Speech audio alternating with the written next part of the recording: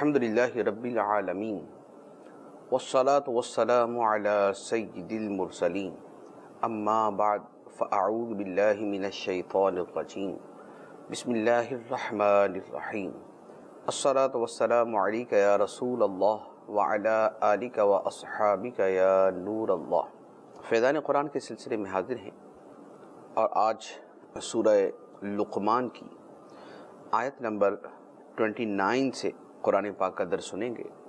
اللہ تعالیٰ کی قدرت کی کچھ اور نشانیاں بیان کی جا رہی ہیں۔ ارشاد ہوتا ہے بسم اللہ الرحمن الرحیم الم تر ان اللہ یولج اللیل فی النہار ویولج النہار فی اللیل وسخر الشمس والقمر کل یجری الی اجل مسمی وان اللہ بما تعملون خبیر ذلك بأن الله هو الحق وأن ما يدعون من دونه الباطل وأن الله هو العلی الکبیر۔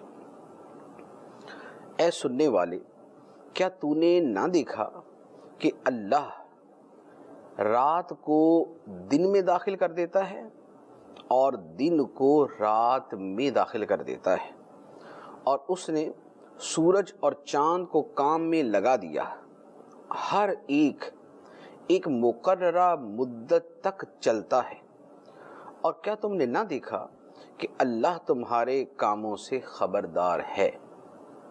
یہ اس لیے ہے کہ اللہ ہی حق ہے اور اس کے سوا جن کو لوگ پوجتے ہیں وہ سب باطل ہیں، اور یہ کہ اللہ ہی بلندی والا بڑائی والا ہے۔ یہاں اللہ تعالیٰ نے اپنی قدرت کی دو نشانیاں بیان فرمائیں۔ پہلی بات تو فرمائی کہ اللہ تعالیٰ کی قدرت کی یہ نشانی کیا تم نے نہیں دیکھی کہ وہ دن کو رات میں داخل کر دیتا ہے، رات کو دن میں داخل کر دیتا ہے۔ اس کا جو مفہوم مفسرین کرام نے بیان فرمایا وہ یہ ہے کہ موسموں کے تغیرات سے کبھی تو دن بڑا ہو جاتا ہے، کبھی رات بڑی ہو جاتی۔ مثلا جیسے ہمارے ملک کے اعتبار سے سردیوں کی راتیں بڑی لمبی ہیں۔ اب دن اگر 14 گھنٹے کا تھا تو سردیوں کے اندر دن جو ہے وہ 11 گھنٹے کو پہنچ گیا، اور اس کے جو 2-3 گھنٹے تھے وہ رات میں شامل ہو گئے۔ گرمیوں کے اندر دن لمبے ہو جاتے ہیں، راتیں چھوٹی ہو جاتی ہیں۔ اب دن جو ہے وہ 14 سے 15 گھنٹے کا ہے اور رات جو ہے وہ اسی کی بنسبت مختصر ہو چکی، تو اب رات کا وہ حصہ دن کے اندر داخل ہو گیا۔ تو اللہ تعالیٰ فرماتا ہے کہ اللہ کی قدرت دیکھو کہ دنیا کتنی بڑی ہے، اور اس اتنی بڑی دنیا پہ اللہ تعالیٰ کیسے تغیرات کو واقع کرتا ہے۔ تو یہ اللہ کی قدرت ہے کہ جس میں کسی قسم کی کوئی مشکل پیش نہیں آتی کہ اللہ تعالیٰ جو ہے معاذ اللہ مشقت کے ساتھ اور محنت کے ساتھ یہ کرتا ہے۔ اللہ تعالیٰ اس سے پاک ہے کہ مشقت اسے لاحق ہو یا وہ محنت کرے۔ اللہ تعالیٰ کا امر کن اور اللہ تعالیٰ کا امر کن کے ذریعے جو نظام چل رہا ہے اسی کے اندر اللہ تعالیٰ کی یہ قدرتیں ظاہر ہو جاتی ہیں کہ دن کا کچھ حصہ رات میں داخل ہو جاتا ہے، رات کا کچھ حصہ دن میں داخل ہو جاتا ہے۔ تو فرمایا کہ کیا تم نے نہ دیکھا کہ اللہ تعالیٰ کس طرح رات کو دن میں داخل کر دیتا ہے اور دن کو رات میں داخل کر دیتا ہے۔ دوسری قدرت بیان فرمائی کہ اس نے سورج اور چاند کو کام میں لگا دیا۔ سورج اپنے کام میں لگا ہوا، چاند اپنے کام میں لگا ہوا۔ سورج روشنی پرووائڈ کر رہا ہے، وہ ہیٹ پرووائڈ کر رہا ہے، چاند کے اپنے اثرات ہیں، اور اب ان کے جو افعال ہیں یہ کہاں سے آئے؟ ایسا تو نہیں ہو سکتا کہ خود بخود ہی سارا کچھ ہو رہا ہو، اور ایسا ہوتا بھی نہیں ہے۔ دہریے جو یہ کہتے ہیں کہ معاذ اللہ خدا کا کوئی وجود نہیں اور کائنات خود بخود ہی چل رہی ہے، تو دنیا کی کسی اور چیز کے بارے میں نہیں کہتے، اور جو اشیاء ہیں ان کے بارے میں نہیں کہتے کہ کار خود بخود بن جائے گی، ہوا میں سے کہیں سے اڑتا ہوا جناب کوئی لوہا آ جائے گا، ہوا میں اڑتا ہوا ٹائر آ جائے گا، ہوا میں اڑتا ہوا انجن آ جائے گا، اور یہ خود بخود ہی سیٹ ویٹ ہو کے کار بن جائے گی۔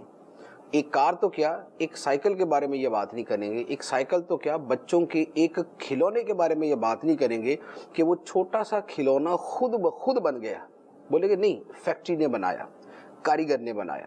تو جب اتنی معمولی چھوٹی سی چیز خود بخود نہیں ہوتی، اسے کوئی بناتا ہے، تو سورج اتنی بڑی شے، چاند اتنی بڑی شے، نظام کائنات اتنی بڑی چیز، تو یہ خود بخود کیسے ہو گئی؟ اسے بھی کوئی بنانے والا ہے، اور وہ اللہ عز و جل کی ذات ہے۔ تو اللہ تعالیٰ فرماتا ہے کہ اللہ کی قدرت یہ ہے کہ اس نے سورج اور چاند جیسی بڑی مخلوق کو بھی کام میں لگایا ہوا، اور یہ بڑی مخلوق ہونا ہمارے اعتبار سے، آسمان و زمین بڑے ہیں تو ہمارے اعتبار سے، اور ایک چھوٹی معمولی سی چیز چھوٹی ہے ہمارے اعتبار سے، اللہ کی قدرت کے اعتبار سے چھوٹی بڑی سب برابر ہے۔ اللہ تعالیٰ کے لیے ایسا نہیں ہے کہ چھوٹی چیز بنانے کے اندر تھوڑا وقت لگتا ہے، بڑی چیز بنانے میں زیادہ وقت لگتا ہے۔ ایک ذرہ پیدا کرنے میں اللہ تعالیٰ کی قدرت کا جس طرح تعلق ہوتا ہے کہ لمحے کے اندر وہ بن جاتی ہے، پوری کائنات بھی اللہ کے امر کن سے ایسے ہی بن سکتی ہے۔ تو لہذا اللہ تعالیٰ کی قدرت بڑی عظیم ہے، اس نے سورج اور چاند کو کام میں لگا دی، اور یہ کب تک کام میں لگے ہوئے؟ جب تک اللہ چاہے گا۔ سورج طلوع ہوگا، غروب ہوگا، سورج روشنی دے گا، گرمی دے گا، سورج کے اثرات ہوں گے، کب تک؟ جب تک اللہ چاہے گا۔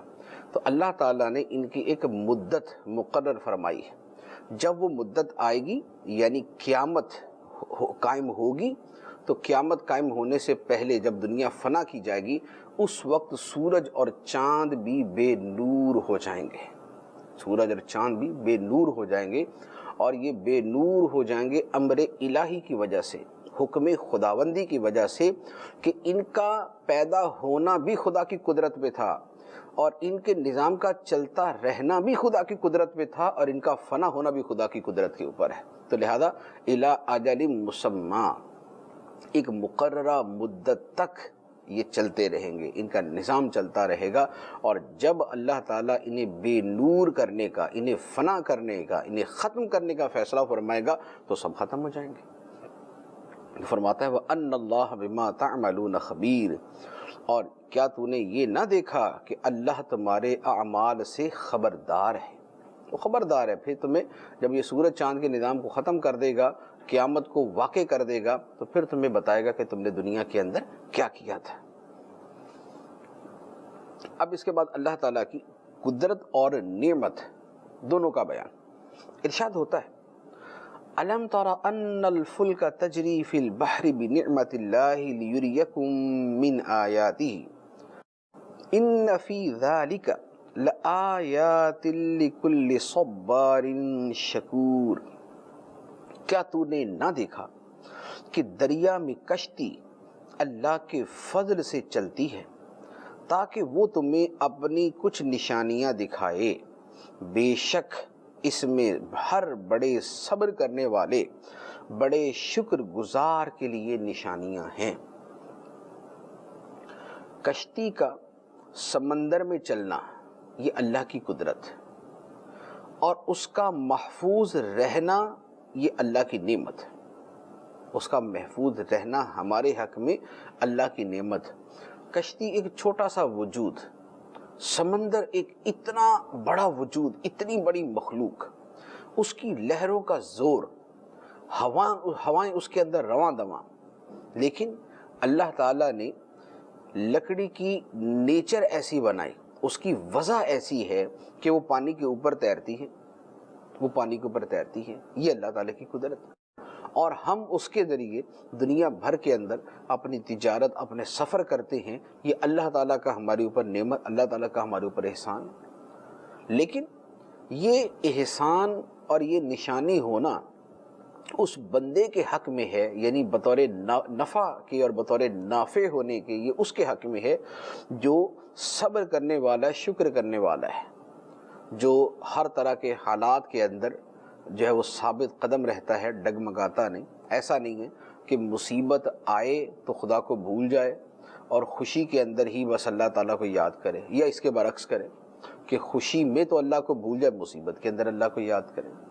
بلکہ بندہ مومن وہ ہے اور اللہ کی قدرتوں اور نعمتوں سے نفع اٹھانے والا بطور ایمان کے وہ ہے کہ جس میں صبر اور شکر ہوتا ہے، جو نعمت ملنے پہ شکر کرتا ہے اور مصیبت پہ صبر کرتا ہے۔ اب اس کے بعد اللہ تعالیٰ نے مشرکوں کا ایک طرز عمل بیان کیا، چونکہ بیان ہوا کہ سمندر میں کشتی چلتی ہے تو اب اسی کے تعلق سے اللہ تعالیٰ نے مشرکوں کا ایک طرز عمل بیان کیا. ارشاد ہوا وَإِذَا غَشِيَهُم مَّوْجٌ كَالظُّلَلِ دَعَوُا اللَّهَ مُخْلِصِينَ لَهُ الدِّينَ فَلَمَّا نَجَّاهُمْ إِلَى الْبَرِّ فَمِنْهُم مُّقْتَصِدٌ وَمَا يَجْحَدُ بِآيَاتِنَا إِلَّا كُلُّ خَطَّارٍ كَفُورٍ. اور جب سمندر میں پہاڑوں جیسی کوئی موج، پانی کی موج انہیں ڈھانپنے لگتی ہے تو اللہ کے لیے دین کو خالص کرتے ہوئے اسے پکارتے ہیں. پھر جب اللہ انہیں خشکی کی طرف بچا لاتا ہے تو ان میں کوئی تو اعتدال پر رہتا ہے اور کوئی شرک کرنے لگتا ہے، اور ہماری آیتوں کا انکار صرف ہر بڑا بے وفا ناشکرا ہی کرے گا. یہاں پر جو بیان ہوا وہ یہ ہے کہ مشرکین کا طریقہ یہ تھا، اور اب بھی ہوتا ہے، کہ ویسے اپنے گھروں کے اندر یا حالت قیام میں تو وہ اپنے بتوں کو پوجتے، ان کے سامنے جا کر جناب گڑ گڑائیں گے اور ان کے سامنے سجدے کریں گے اور انہیں خدا مانیں گے. جب سمندر میں جائیں کہ جہاں پر یہ بتوں کی بے بسی اور بے کسی ان کے سامنے واضح ہو جاتی ہے کہ بھئی یہ تو کچھ بھی نہیں ہے، تو ہم نے خود ہی بنائے ہوئے تھے، ان کی کیا حیثیت ہے، اور سمندر میں کوئی طوفان آ جائے، موجیں بلند ہو جائیں، اتنی اونچی ہوں کہ کشتیوں کو ڈھانپنے لگیں، موت اپنی آنکھوں کے سامنے نظر آنے لگے، تو اس وقت ان کی یہ حالت ہوتی ہے کہ پھر وہ اللہ کو پکارنا شروع کر دیتے. پھر کہتے کہ یا اللہ ہم صرف تجھے مانتے ہیں، تو ہی ہماری مدد کر، تو خالق کائنات ہے، تو ہی حقیقی خالق ہے، اے اللہ تو ہماری مدد کر.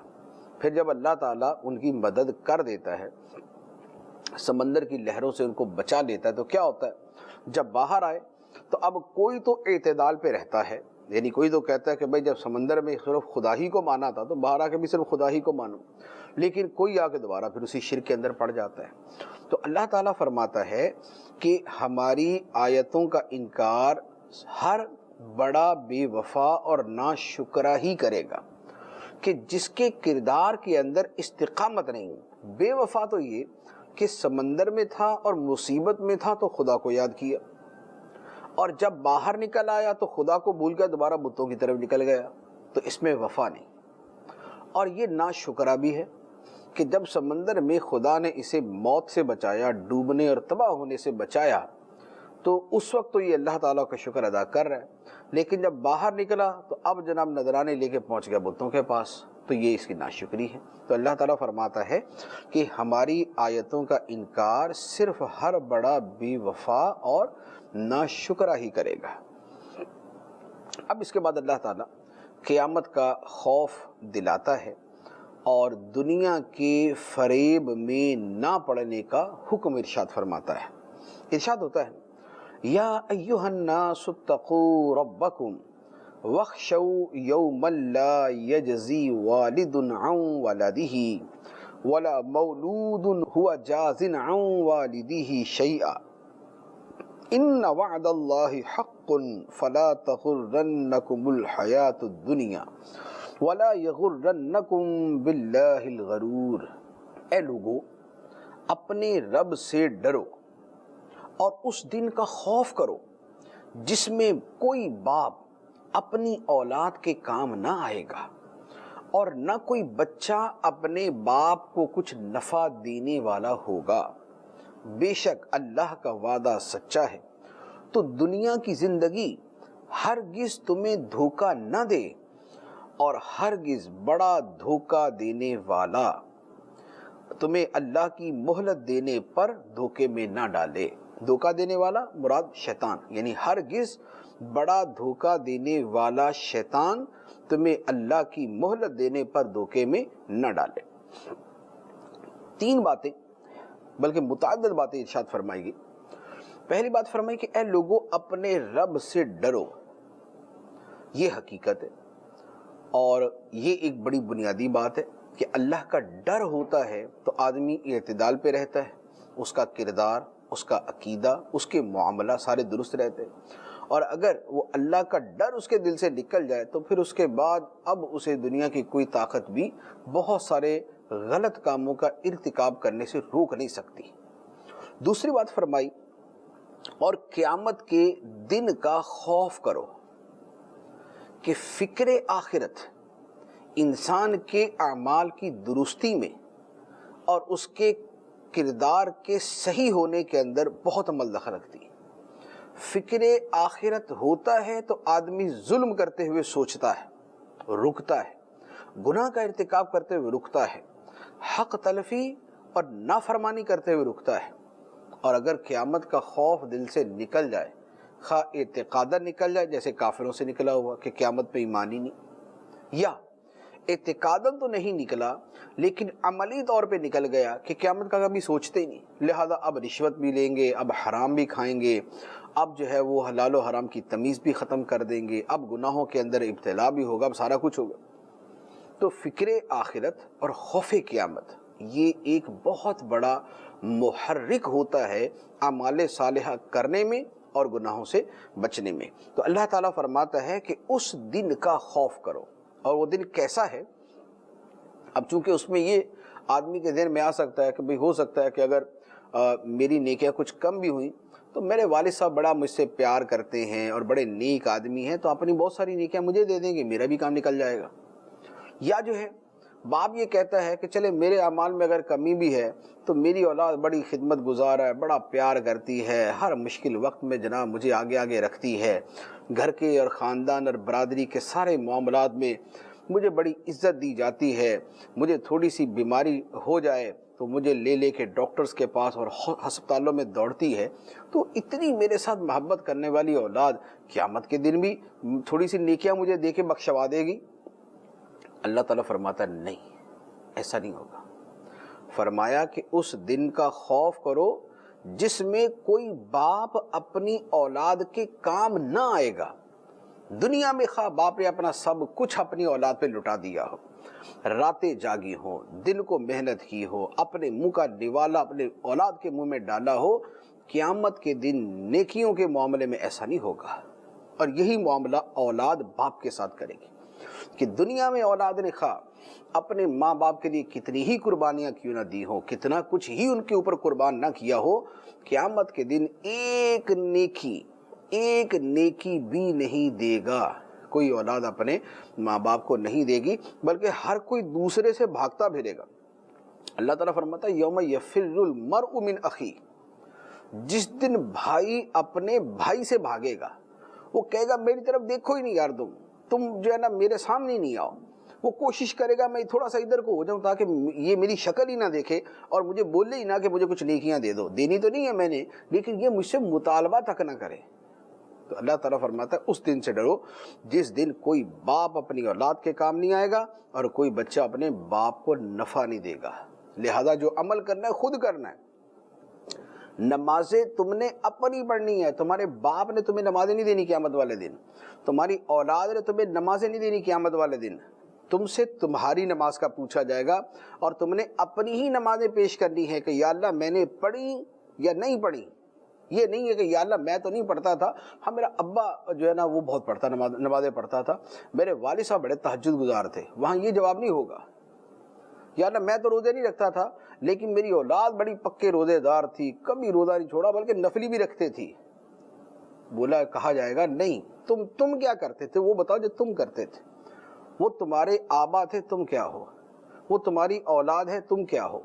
تو سوال یہ ہوگا، یہ نہیں ہوگا تمہارے ماں باپ کیا کرتے تھے، تمہاری اولاد کیا کرتی۔ تو فرمایا کہ اس دن سے ڈرو، اس دن کا خوف کرو جس دن کوئی باپ اپنی اولاد کے کام نہ آئے گا اور نہ کوئی بچہ اپنے باپ کو کچھ نفع دے گا۔ پھر فرمایا کہ بے شک اللہ کا وعدہ سچا ہے۔ کون سا وعدہ؟ اللہ کا وعدہ سچا ہے کہ قیامت آئے گی، اللہ کا وعدہ سچا ہے کہ تم سے سوال ہوگا، اللہ کا وعدہ سچا ہے کہ تم سے تمہارے اعمال کا پوچھا جائے گا، اللہ کا وعدہ سچا ہے کہ نیکوں نے جنت میں جانا اور گناہ گاروں کی ایک تعداد جہنم میں جائے گی۔ اللہ کا وعدہ سچا ہے۔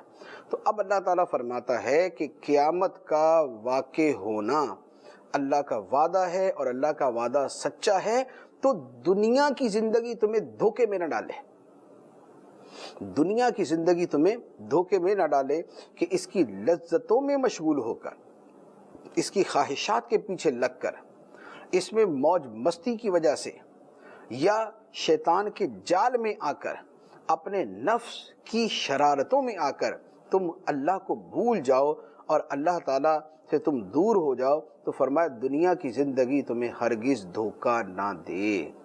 ایک تو دنیا کی زندگی، یہ جو دنیا کی زندگی میں کیا ہوتا ہے، انسان کے خواہشات ہوتے ہیں یا کچھ مجبوریاں ہوتی، اور خواہشات کا تعلق نفس کے ساتھ، تو لہذا نہ تو تمہیں نفس دھوکے میں ڈالے، نہ تمہیں تمہارے قرب و جوار کی مجبوریاں دھوکے میں ڈالے، اور نہ تمہیں اللہ تعالیٰ فرماتا ہے اور نہ تمہیں شیطان دھوکے میں ڈالے۔ اللہ تعالیٰ نے شیطان کا لفظ نہیں بیان فرمایا، کیا فرمایا؟ فرمایا وَلَا يَغُرَّنَّكُمْ بِاللَّهِ الْغَرُورُ، اور ہرگز تمہیں اللہ کے بارے میں بڑا دھوکہ دینے والا دھوکے میں نہ ڈالے۔ دو باتیں، ایک تو فرمایا بڑا دھوکہ دینے والا۔ اب یہ بڑا دھوکہ دینے والا کون ہے؟ شیطان، کہ ایسے ایسے دھوکے دیتا ہے، ایسے ایسے فریب دکھاتا ہے، ایسی ایسی آنکھوں کے اوپر پٹیاں باندھتا ہے، اور ایسے ایسے سنہرے باغ دکھاتا ہے کہ آدمی اسی میں گم ہو کے رہ جاتا ہے، اس جال میں پھنس کے، ان خواہشات کے پیچھے پڑ کے ان میں گم ہو جاتا ہے۔ اور فرمایا اللہ کے بارے میں تمہیں دھوکے میں نہ ڈالے۔ اب یہ کیا ہے؟ اللہ کے بارے میں دھوکے میں ڈالنے کی بہت ساری صورتیں، معاذ اللہ اللہ تعالیٰ پر ایمان لانے کے حوالے سے دھوکے میں ڈال دیا کہ اللہ کی ذات و صفات کو ماننا اور انداز میں ماننے کا حکم ہے، یہ کسی اور ہی انداز میں مان لے۔ جیسے بہت سارے لوگ اللہ پر ایمان رکھتے ہیں، لیکن اللہ پر ایمان رکھنے کے ساتھ جو ہے بتوں کو بھی ساتھ ملا دیتے ہیں، یا اللہ پر ایمان رکھتے ہیں لیکن اس کی صفات کے اوپر ایمان کسی اور انداز میں رکھتے ہیں، یا معاذ اللہ اللہ کی ذات پر ایمان ہے لیکن جیسے معاذ اللہ اللہ کے لیے جسم مانتے ہیں۔ تو یہ وہ ماننا ہو گیا کہ جو اللہ کو ماننا تو ہے لیکن غلط ماننا ہے، دھوکے میں ڈالے ہوئے۔ اچھا، دوسرا اور بھی اس کے مفہوم ہے، لیکن یہاں پر جو مفسرین نے بطور خاص جس بات کو ارشاد فرمایا وہ یہ ہے کہ اللہ نے دنیا میں تمہیں مہلت دی ہوئی ہے، کہ دنیا میں اللہ تمہاری گرفت نہیں کرتا۔ ایسا نہیں ہے کہ گناہ کیا تو منہ کالا ہو جائے، ایک آدمی بدکاری کر کے نکلے تو اس کے منہ کے اوپر کالک جو ہے وہ ظاہر ہو جائے اور سارے لوگ دیکھیں، ایسا نہیں ہوتا۔ ایک آدمی جو ہے وہ اور کسی قسم کا گناہ کرے تو اس کے چہرے کے اوپر نشانی ظاہر ہو جائے کہ اس نے فلاں گناہ کیا، ایسا نہیں ہوتا۔ اللہ تعالیٰ نے مہلت دی ہوئی ہے۔ وہ مہلت کب تک ہے؟ موت تک۔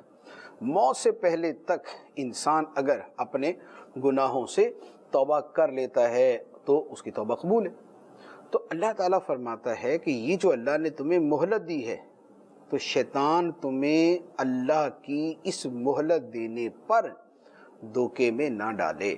اور حقیقت یہ ہے کہ ہم جو مسلمان ہیں، جو کافر ہیں، ان کے دھوکے کی صورتیں کچھ مختلف ہوتی ہیں، یہ بھی ہوتی ہے لیکن اور زیادہ ہوتی ہیں، لیکن بطور خاص ہم مسلمانوں کے جو دھوکہ میں پڑنے کی صورت ہے وہ یہی ہے۔ ہم اپنی توبہ کو کیوں مؤخر کرتے ہیں؟ گناہ کرتے ہیں، ہمیں گناہ کرتے ہیں اور اس میں لگے رہتے ہیں، ہمیں پتہ بھی ہے کہ گناہ ہے، ہمیں پتہ بھی ہے اللہ کی ناراضگی اس میں، ہمیں پتہ بھی ہے کہ قیامت کے دن یہ ہماری جو ہے وہ ہماری سزا کا سبب بن سکتا ہے یہ گناہ، لیکن اس کے باوجود توبہ نہیں کرتے۔ کیوں؟ مرنے سے پہلے کر لیں گے۔ جوان آدمی گناہ کرتا ہے جی، بڑھاپے میں توبہ کر لیں گے۔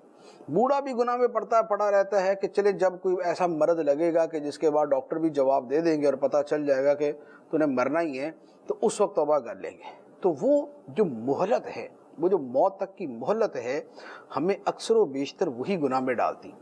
اچھا بھلا ہمیں پتہ ہوتا ہے کہ یہ گناہ ہے، لیکن ہم اس شیطان کے ورغلانے اور اس کے اس دھوکہ دینے کے جال کے اندر پھنس جاتے ہیں۔ تو اللہ تعالیٰ نے فرمایا بے شک اللہ کا وعدہ سچا ہے، تو تمہیں ہرگز دنیا کی زندگی دھوکے میں نہ ڈالے، اور نہ ہی تمہیں اللہ کے بارے میں بڑا دھوکہ دینے والا شیطان کسی دھوکے میں ڈالے۔ اب اس کے بعد آیت کے آخر میں علوم خمسہ کا بیان ہے۔ اس آیت مبارکہ کا جو شان نزول ہے وہ کچھ اس طرح ہے کہ ایک شخص نے نبی پاک علیہ الصلوۃ والسلام کی بارگاہ میں آ کر سوالات کیے، پوچھا کہ قیامت کب آئے گی، اور بارش کب ہوگی، اور یہ بتائیں کہ اپنی بیوی یا اس نے اپنے کسی مادہ جانور کے حوالے سے پوچھا کہ اس کے پیٹ میں کیا ہے، یا کہا کہ اچھا میں کل کیا کماؤں گا، یا میرے سفر مجھے کیا نفع ہوگا، اور کس روئے زمین پر میں مروں گا، اس طرح کا سوال کسی شخص نے کیا۔ اب یہ ایک شخص کی طرف سے تھا یا اجتماعی طور پر بہت سے افراد اس کے پیچھے تھے، تو انہوں نے متعدد چیزوں کا سوال کیا جن کا تعلق غیب کے ساتھ تھا۔ قیامت کب آئے گی غیب ہے، بارش کب ہوگی غیب ہے، اور ماں جو ہے وہ کہ کس بچے کو جنم دے گی، لڑکا یا لڑکی، غیب ہے، کون کہاں مرے گا غیب ہے، کون کیا کمائے گا غیب ہے۔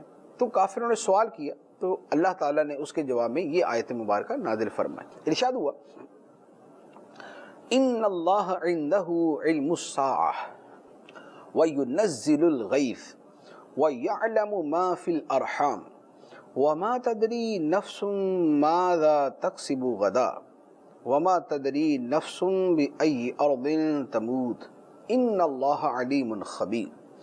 بے شک قیامت کا علم اللہ ہی کے پاس ہے، اور وہ بارش اتارتا ہے اور جانتا ہے جو کچھ ماؤں کے پیٹ میں ہے، اور کوئی شخص نہیں جانتا کہ وہ کل کیا کمائے گا یا عمل کرے گا، اور کوئی شخص نہیں جانتا کہ وہ کس زمین میں مرے گا، بے شک اللہ علم والا خبردار ہے۔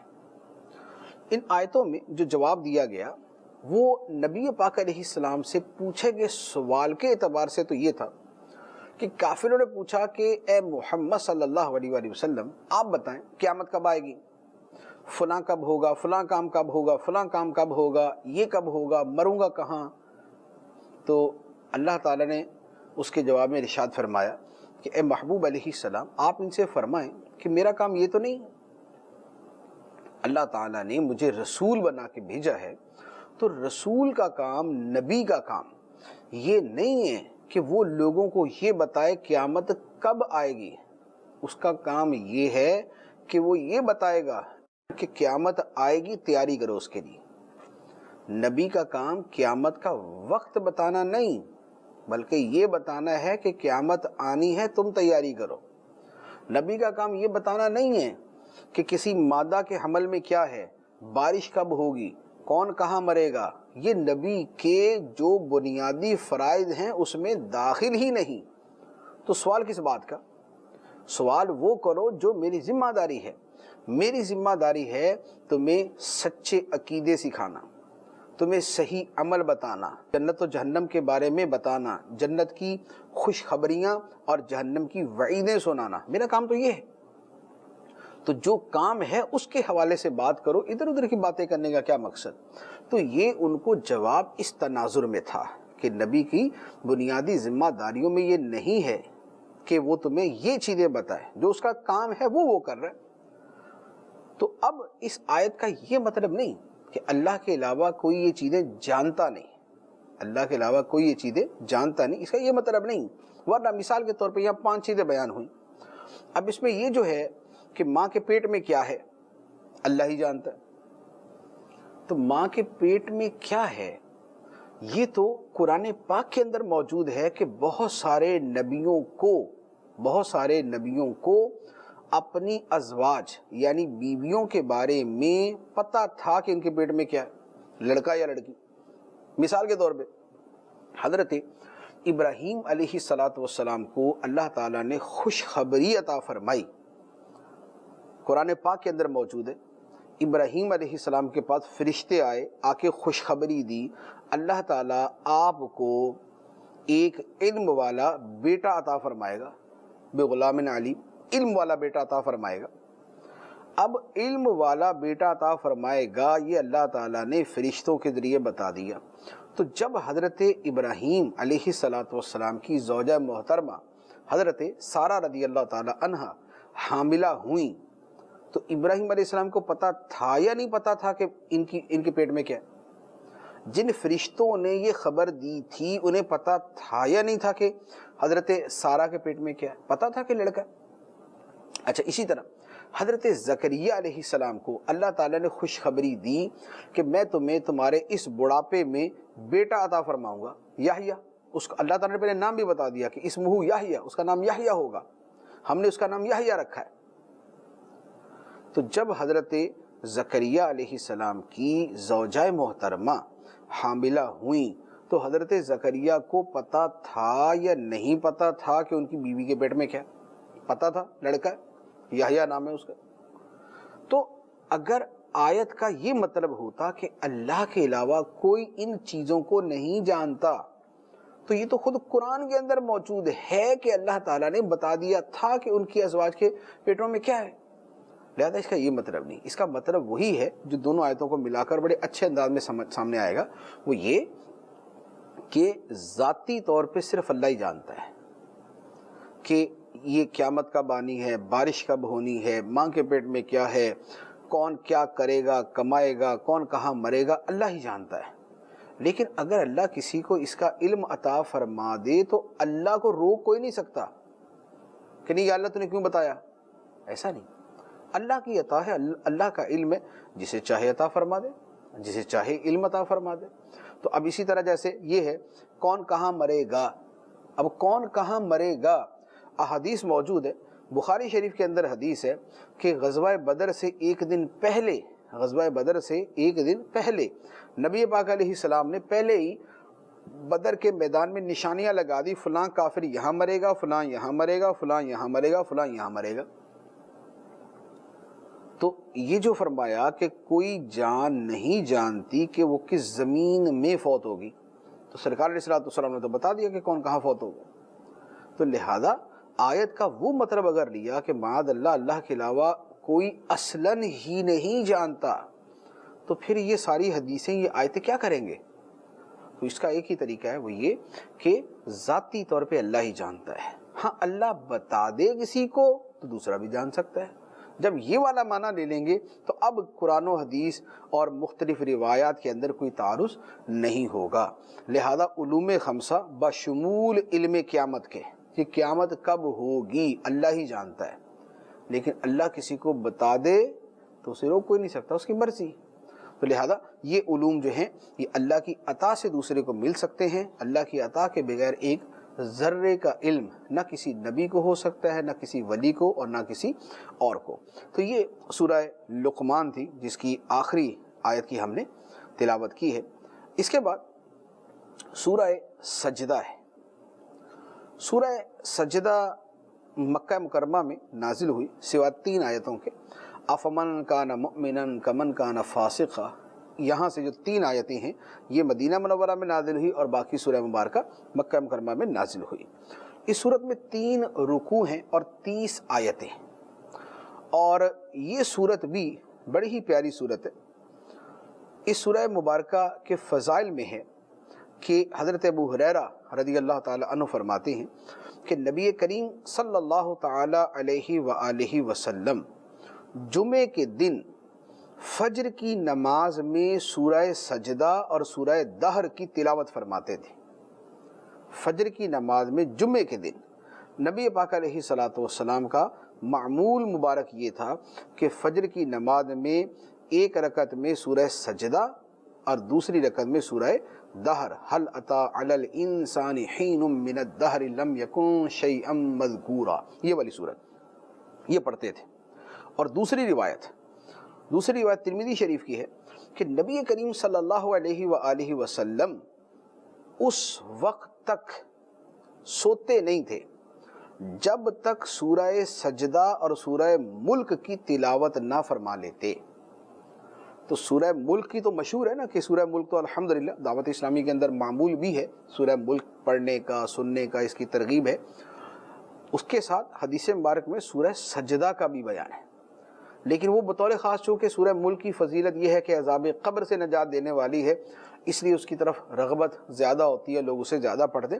لیکن آقا کریم صلی اللہ علیہ وآلہ وسلم کا جو اپنا معمول مبارک ہے اس میں سورہ ملک کے ساتھ سورہ سجدہ بھی ہے، اور یہ سورہ سجدہ اس کی بھی 30 آیتیں، سورہ ملک کی بھی 30 آیتیں، سورہ سجدہ کی بھی 30 آیتیں ہیں۔ تو یہ سورہ مبارکہ حروف مقطعات سے شروع ہے، اور اس سورہ مبارکہ کے شروع میں اللہ تعالیٰ نے نزول قرآن کا بیان فرمایا، اور کافروں نے قرآن کے کلام الہی ہونے کا انکار کیا، اللہ تعالیٰ نے اس کا بیان فرمایا۔ اور قرآن کیوں نازل کیا گیا، قرآن کیوں نازل کیا گیا، اللہ تعالیٰ نے اس کا بیان فرمایا۔ چنانچہ ارشاد ہوتا ہے بسم اللہ الرحمن الرحیم، الف لام میم تنزیل الکتاب لا ریب فیہ من رب العالمین ام یقولون افتراہ بل هو الحق من ربک لتنذر قوما ما اتاہم من نذیر من قبلک لعلہم یہتدون۔ الف لام میم حروف مقطعات، ان کا معنی اللہ جانتا ہے، اللہ کا رسول جانتا ہے۔ اب آگے ترجمہ، اس میں کوئی شک نہیں کہ کتاب یعنی قرآن کا نازل کرنا تمام جہانوں کے پالنے والے کی طرف سے ہے۔ اس میں کوئی شک نہیں کہ کتاب یعنی قرآن کا نازل کرنا رب العالمین تمام جہانوں کے پالنے والے کی طرف سے ہے۔ کیا یہ کافر کہتے ہیں کہ اس رسول نے یہ قرآن خود بنا لیا ہے؟ ہرگز نہیں، بلکہ یہی تمہارے رب کی طرف سے حق ہے تاکہ تم ان لوگوں کو اللہ کے عذاب سے ڈراؤ جن کے پاس تم سے پہلے کوئی ڈر سنانے والا نہیں آیا، اس امید پر ڈراؤ کہ وہ ہدایت پا جائیں۔ متعدد باتیں ارشاد ہوئیں۔ پہلی بات فرمائی کہ قرآن رب العالمین کی طرف سے ہے، اس بات میں کوئی شک نہیں۔ قرآن رب العالمین کی طرف سے نازل ہوا، اس بات میں کوئی شک نہیں۔ دوسری بات کہ کافر یہ کہتے ہیں کہ یہ قرآن اللہ کا کلام نہیں بلکہ محمد صلی اللہ علیہ وآلہ وسلم نے خود بنا لیا ہے۔ اللہ تعالیٰ فرماتا ہے کہ یہ افطرا ہے، یہ ان کا افطرا ہے۔ انہوں نے کہا کہ نبی نے افطرا کیا یعنی خود گھڑ لیا اور اللہ کی طرف منسوب کر دیا۔ اللہ تعالیٰ فرماتا ہے کہ یہ ان کا بہتان ہے، ایسا ہرگز نہیں کہ قرآن نبی نے خود بنایا بلکہ رب العالمین کی طرف سے ہے، یہ اللہ کی طرف سے ہی حق ہے۔ اب قرآن کیوں نازل ہوا؟ ارشاد فرمایا کہ اے محبوب علیہ الصلاۃ والسلام، ہم نے اس قرآن کو اس لیے نازل کیا کہ یہ جو اہل عرب ہیں ان کے پاس، اہل عرب سے مراد یہ جو خطہ حجاز کے لوگ ہیں، ان کے پاس آپ سے پہلے یعنی نبی پاک صلی اللہ علیہ وسلم سے پہلے ایک لمبے عرصے سے کوئی اللہ کا رسول اور نبی نہیں آیا، کیونکہ یہ جو خطہ ہے جس میں مکہ مکرمہ اور یہ مدینہ منورہ اور یہ سارا ایریا ہے، یہاں جو آخری پیغمبر گزرے وہ حضرت اسماعیل علیہ السلام تھے۔ دوسری طرف تو آتے رہے، دوسری طرف حضرت موسیٰ علیہ السلام اور حضرت عیسیٰ علیہ السلام اور دیگر انبیاء علیہ السلام تشریف لائے، لیکن یہ جو خطہ ہے، جو یہ عرب کا خاص علاقہ تھا، اس میں نبی پاک علیہ السلام سے پہلے آخری نبی حضرت اسماعیل علیہ السلام تھے۔ تو اللہ تعالیٰ نے فرمایا کہ ہم نے یہ قرآن آپ کی طرف اس لیے نازل کیا کہ وہ لوگ کہ جن کے پاس آپ سے پہلے ایک بڑے عرصے سے کوئی رسول نہیں آیا، آپ اس قوم کو اللہ کے عذاب سے ڈر سنائیں، اللہ کے عذاب سے ڈرائیں، اللہ کے عذاب کے بارے میں ان کو متنبہ کریں، اس امید پر کہ وہ ہدایت پا جائیں۔ آپ کے ان باتوں سے، آپ کی ان وعیدیں سنانے سے وہ ہدایت پا جائیں۔ تو یہ قرآن پاک کا ایک بڑا بنیادی مقصد ہے کہ قرآن پاک کے ذریعے تنبیہات کی جاتی ہیں، عذاب الہی سے ڈرایا جاتا ہے، اللہ کا خوف دلایا جاتا ہے۔ تو لہذا خوف الہی سے ڈرانا یہ اللہ کے نبیوں کا اور نبی پاک صلی اللہ علیہ وآلہ وسلم کا طریقہ ہے۔ اللہ تعالی ہمیں قرآن کا فہم عطا فرمائے اور قرآن کی تعلیمات پر عمل کرنے کی توفیق عطا فرمائے۔ آمین بجاہ النبی الامین صلی اللہ علیہ وسلم۔